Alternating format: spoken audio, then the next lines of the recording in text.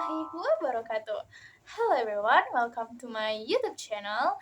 Today in this video, I will read about what are the five pillars of Islam. What are the five pillars of Islam?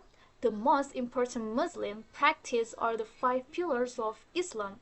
The five pillars of Islam are the five obligations that every Muslim must satisfy in order to live a good and responsible life according to Islam. They are the testimony of faith, prayer, giving zakat, support of the needy, fasting during the month of Ramadan, and the pilgrimage to Mecca once in a lifetime for those who are able.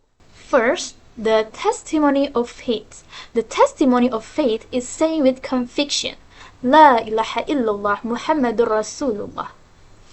This saying means there is no true God, deity but God Allah subhanahu wa ta'ala, and Muhammad is the messenger prophet of God.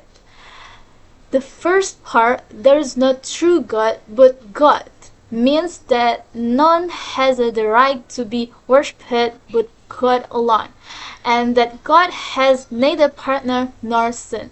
This testimony of faith is called the Shahada, a simple formula which should be said with conviction in order to convert to Islam, as explained previously on this page. The testimony of faith is the most important pillar of Islam. 2. Prayer. Muslims perform 5 prayers a day. Each prayer doesn't take more than a few minutes to perform. Prayer in Islam is a direct link between the worshipper and God. There are no intermediaries between God and the worshipper. All Muslims try to do this. Muslim children as young as 7 are encouraged to pray. All Muslims try to do this. Muslim children as young as 7 are encouraged to pray. Prayer sets the rhythm of the day. This prayer timetable gives Muslims the pattern of their day. In Islamic countries, the public call the prayer from the mosque sets the rhythm of the day for the entire population, including non-Muslims. A universal Muslim ritual. The prayer ritual, which is over 15,000 years old, is repeated 5 times a day by hundreds of millions of people around the world. Praying itself is not only highly spiritual, but connects each Muslim to all others around the world, and to all those who have uttered the same word and made the same movements at the different times in Islamic history. Prayers of body, mind, and soul. The said prayers are not just phrases to be spoken. Prayer for a Muslim involves uniting mind, soul, and body in worship. So a Muslim carrying out these prayers will perform a whole series of set movements that go with the words of the prayer. They are in the right frame of mind before they pray. They put aside all everyday cares and thoughts so that they can concentrate exclusively on God. If a Muslim prays without the right attitude of mind, it's as if they hadn't bothered to pray at all.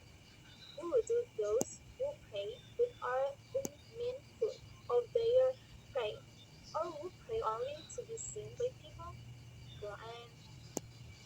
Muslims don't pray for God's benefit. Muslims do not pray for the benefit of Allah. Allah doesn't need human prayers because He has no needs at all. Muslims pray because God has told them that they are to do this, and because they believe that they obtain great benefit in doing so. Muslim pray direct to God. A Muslim pray as if standing in the presence of Allah. In the ritual prayers, each individual Muslim is in direct contact with Allah. There is no need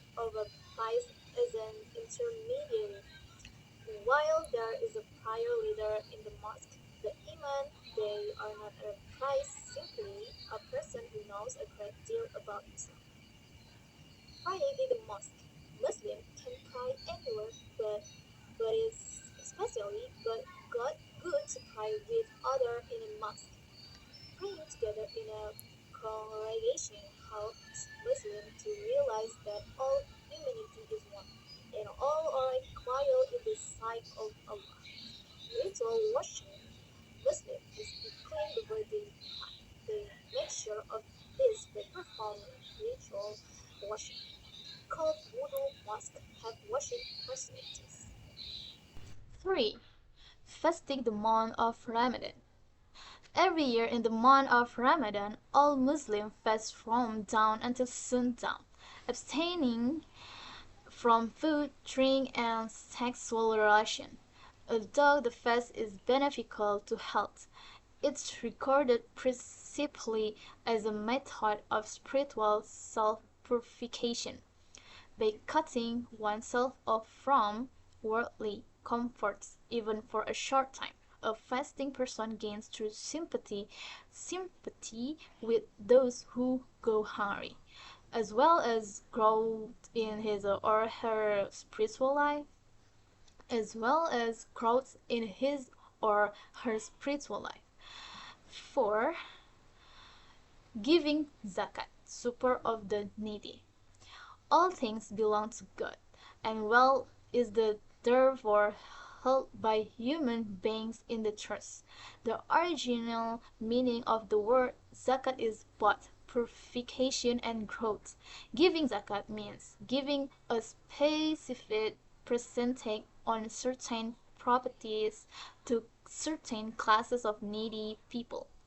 Zakat doesn't refer to charitable gifts given out of kindness or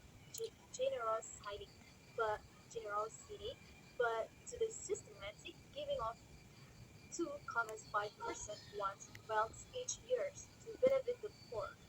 The percentage which is due on gold, silver, and cash funds that have reached the amount of about 85 grams of gold and held in the possession for one lunar year is 2.5%. Or possessions or provide by setting aside a small portion for those in need, and like the pruning of plants, this cutting back balance and encourage new growth. A person may also give as much as much as a person may also give as much as he or she pleases as voluntary alms or charity. And yeah, the last one, number 5, the pilgrimage to Mecca. The annual pilgrimage Hajj to Mecca is an obligation one in a lifetime for those who are physically and financially able to perform it. About 2 million people go to Mecca each year from every corner of the globe. Although Mecca is always filled with visitors. The annual Hajj is performed in the 12th month of the Islamic calendar. Male pilgrims wear special simple clothes which strip away distinctions of class and culture so that all stand equal before God. The pilgrims praying at the Haram Mosque in Mecca. In this mosque in the Kaaba, the black building in the picture, which Muslims turn toward when praying. The Kaaba is the place of worship which God commanded the prophets Abraham and his son Ismail to build. The rites of the Hajj include circling the Kaaba 7 times and going 7 times between the hillock of Safa and Marwa, as Hagar did during her search for water. Then the pilgrims stand together in Arafah and ask God for what they wish and for. So, ask God for what they wish and for His forgiveness, in what is often thought of as a preview of the day on Judgment. The end of the Hajj is marked by a festival, Eid al-Adha, which is celebrated with prayers days, and Eid al-Fitr, a feast day commemorating the end of Ramadan, are the two annual festivals of the Muslim calendar. Okay, guys, that's all for me. I'm so sorry if I there any mistake in my work. Okay, wabillahi taufik walhidayah. Wassalamualaikum warahmatullahi wabarakatuh. See you.